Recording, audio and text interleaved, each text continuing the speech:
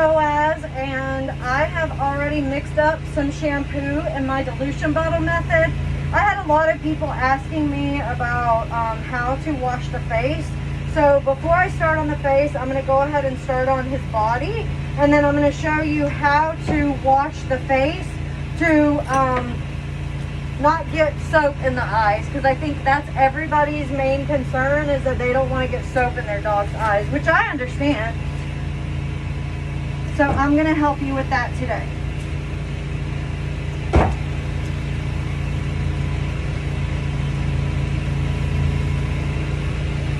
Make sure you get those little feet really well. And get that butt too. Meaning, wash that butthole. Wash it real good, like you're washing yours at home. I hope you wash yours good.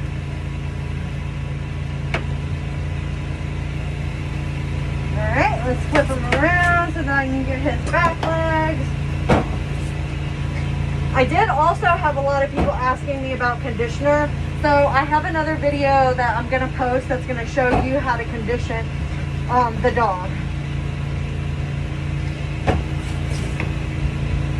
Make sure you're paying attention to how you're holding the dog's limbs.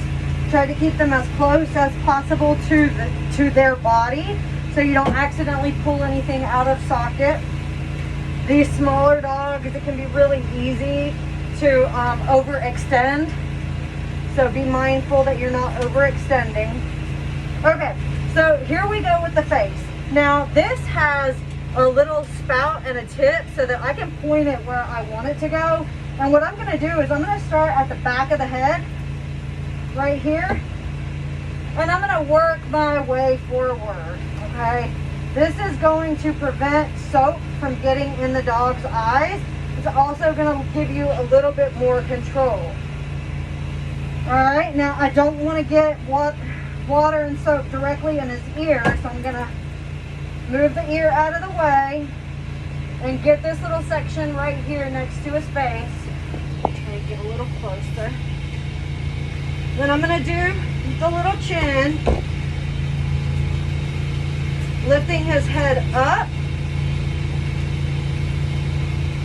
All the while, I'm not getting soap in his eyes, right? Because I'm spraying, I'm pointing the shampoo nozzle exactly where I want it to go to avoid the eyes. All right, now let me get this other side. Right on, BOAZ. Good boy.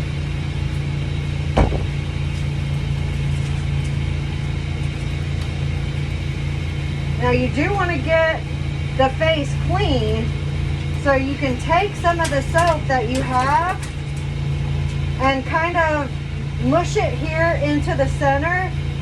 Because these dogs have little scrunched up faces, you might have to drip just a little right there in the center, not a lot, so that you can spread it around.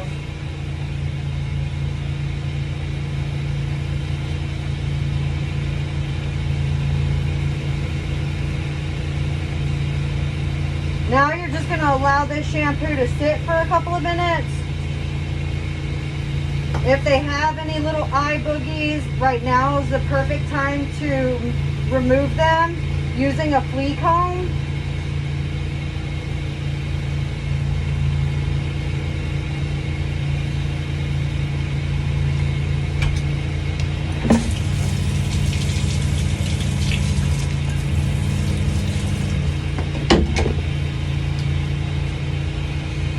You can also go ahead and clean the ears right now too.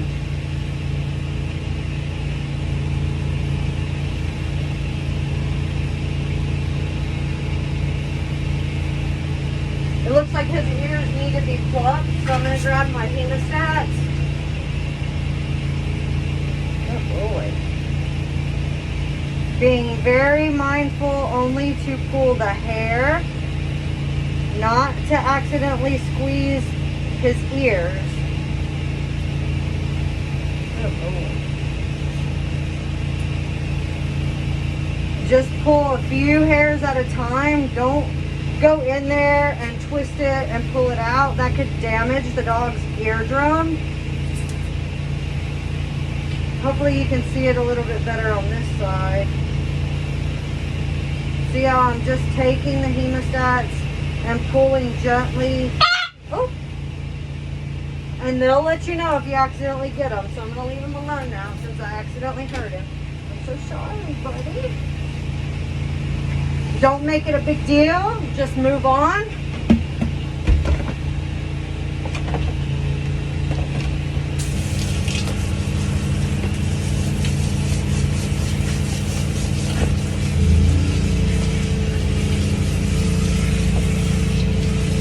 And everybody always wants to ask, like, how do you prevent water from getting in the dog's ears? Let me just tell you that unless you are like actively dumping water into your dog's ears, a small amount of moisture is not going to cause an ear infection. Yes, you do want to avoid a heavy amount of water getting into the dog's ears, but a small amount of water is not going to hurt the dog.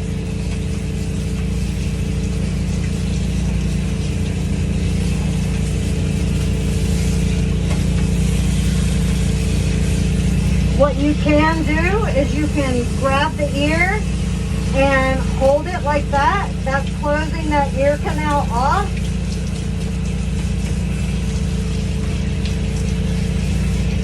Hold the nozzle as close to the head as possible. Tilting the head upward so that that shampoo runs down to the back of the head, not into the eyes.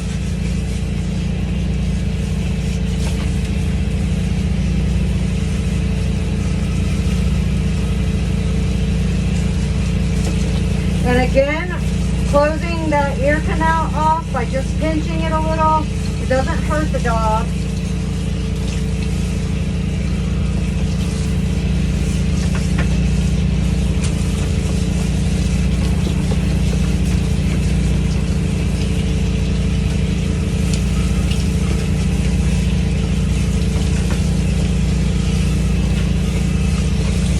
You want to make sure that you rinse really well, because if you accidentally leave shampoo on the dog, it can and will cause irritation. So always make sure you're rinsing really well. Even if it seems like you're rinsing forever, just rinse the dog until all of the all of the shampoo is off. Now, how do you know when all the shampoo is off? That's a great question. I am going to tell you. So you can rub your hand on the dog and see how it's taking a little bit of time to kind of push through. That means it's squeaky clean. If I was able to like feel it a little bit slippery or something, that would mean that there's still shampoo in the coat, and to take a better rinse, right?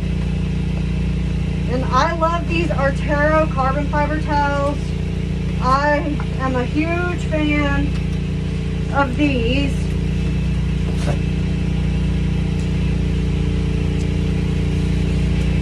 These towels you can reuse over and over and over again.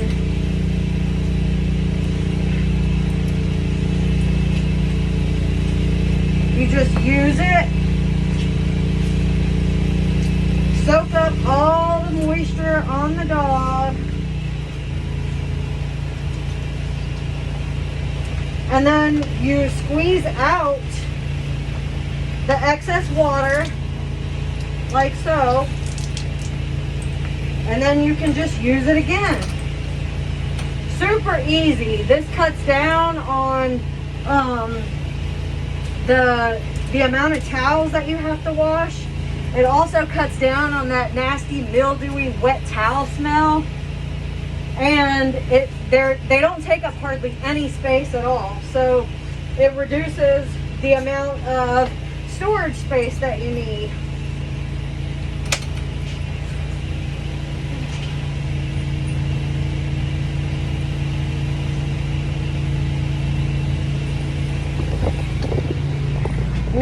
is time to dry.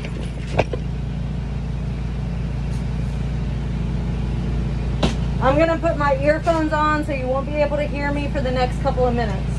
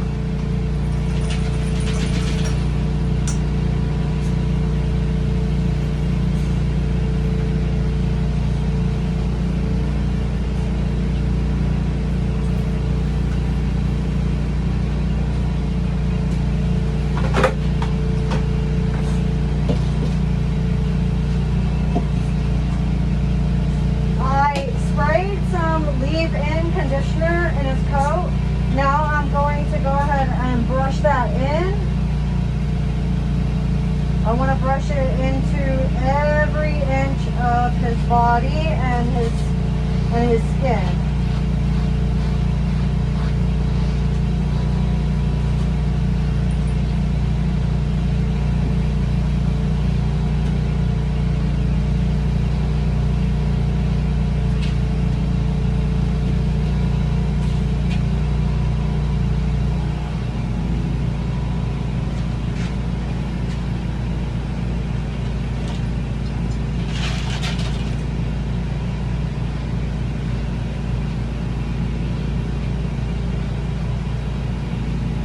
The first part of the drying process is done with the high velocity dryer so that you can get all of the excess water off of the skin mainly. And if the dog will tolerate it for longer, you can definitely use it until the dog is about 95% dry. If the dog won't tolerate it for that long, having another source, another dryer that isn't as loud and intimidating is a great option to have. So something like a regular human hair dryer or a stand dryer, these are going to be a little bit quieter, and the dog is definitely going to feel more comfortable and confident with something like that.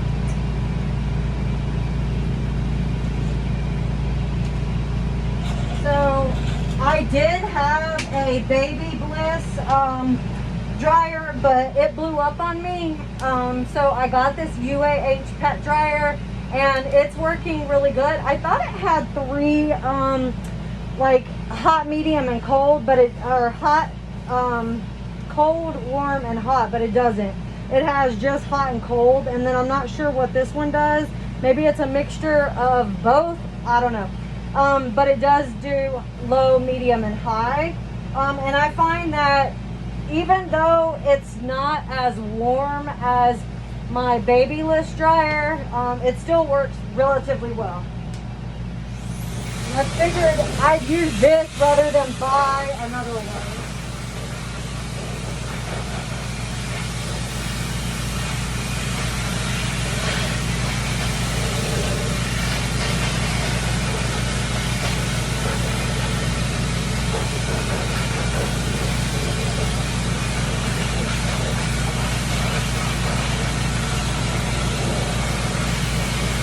Using warm air is definitely going to dry the dog much quicker, but you want to get all that excess water off with cool air so it doesn't dry the skin out.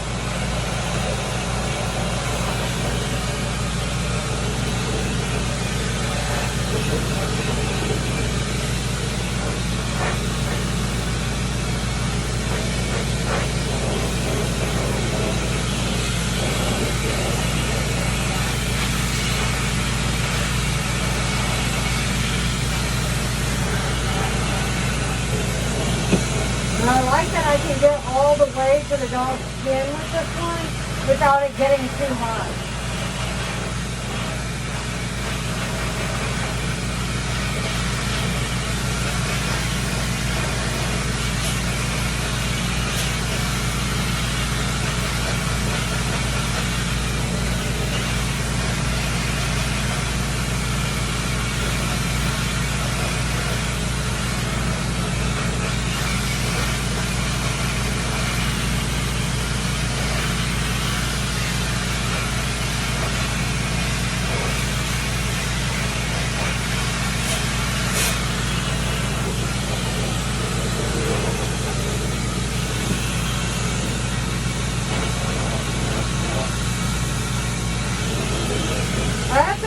Apprehensive about putting my videos on YouTube because subconsciously I feel like it's going to be a lot of work when it's probably not. I just am unsure of the amount of work that's going to go into it, and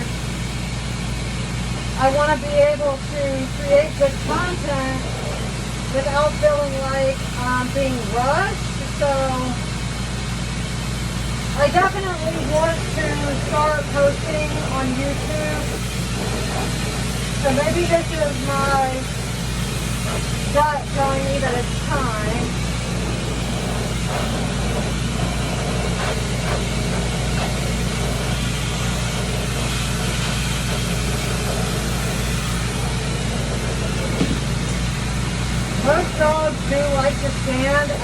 edge of the table.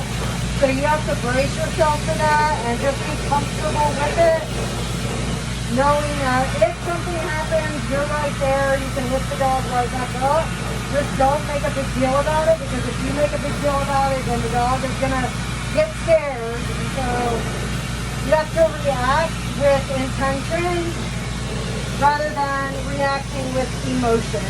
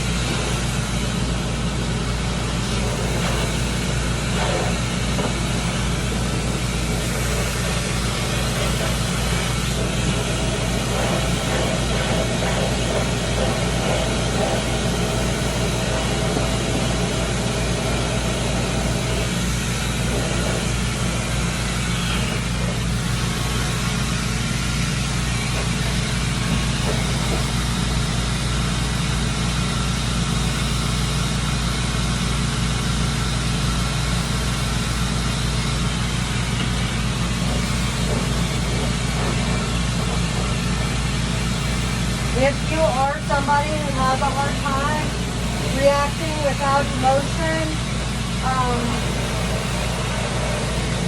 definitely try to practice that, because any emotion that you react to in grooming is going to affect the dog.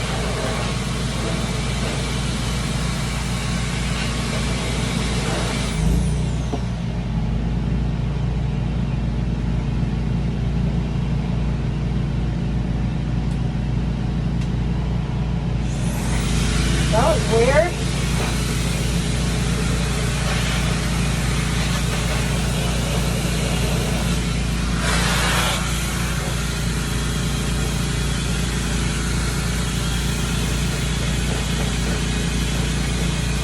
And you can kind of see him giving me a little bit of a run for my money with the dryer, moving back and forth, back and forth, back and forth.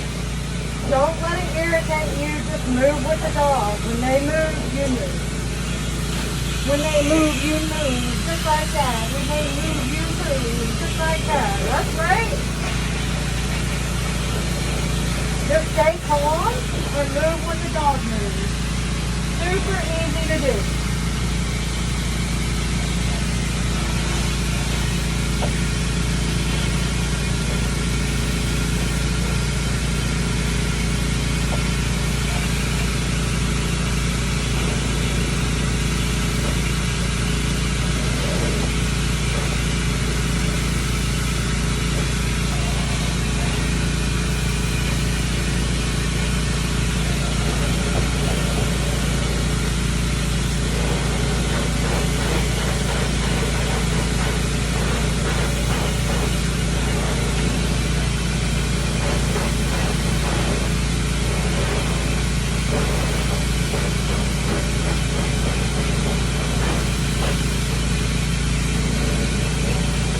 See how I'm using the grooming lube to keep him still, but I'm not using it to choke him. I'm using it to help me get around the areas where the grooming lube is.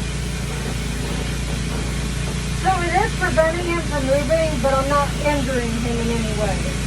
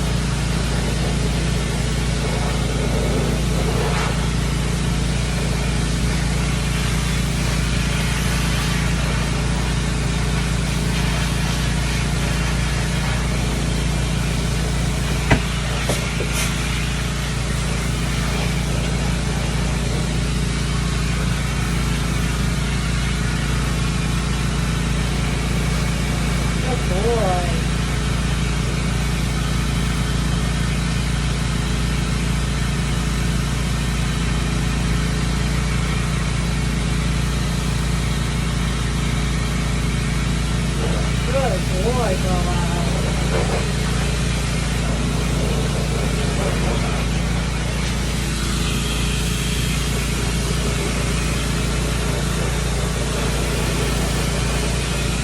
And I'll describe what I'm doing with the ears in just 1 second.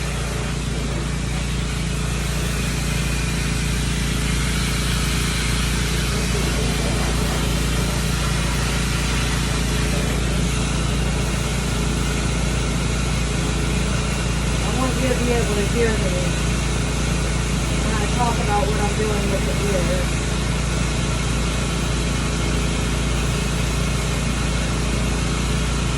What I'm doing, this process right here is called fluff drying, F-L-U-F-F, fluff. And it's the process of removing all the curls from the dog's hair while on warm temperature while brushing.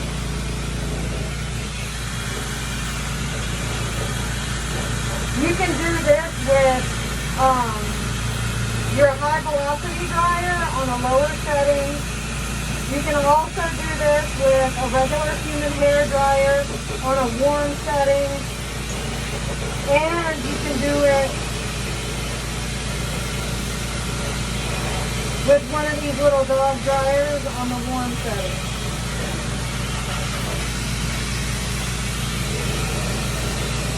Okay. So now that he is dry, let me just describe to you what I was doing with his ears. So because you don't want to blow air directly into the dog's ears, what I am doing is I am holding the dog's ears closed. So I have his ear closed while I'm drying, so no hair or noise is getting into his ears. Now this doesn't hurt the dog, but somebody from the outside looking in might think that it's weird, or might think that, you know, I am doing something to hurt the dog, but it doesn't hurt. You're just using the palm of your hand to stop that airflow from getting inside the ears. Now I'm not gripping really hard, but I am holding it so that he can't, you know, shake me free.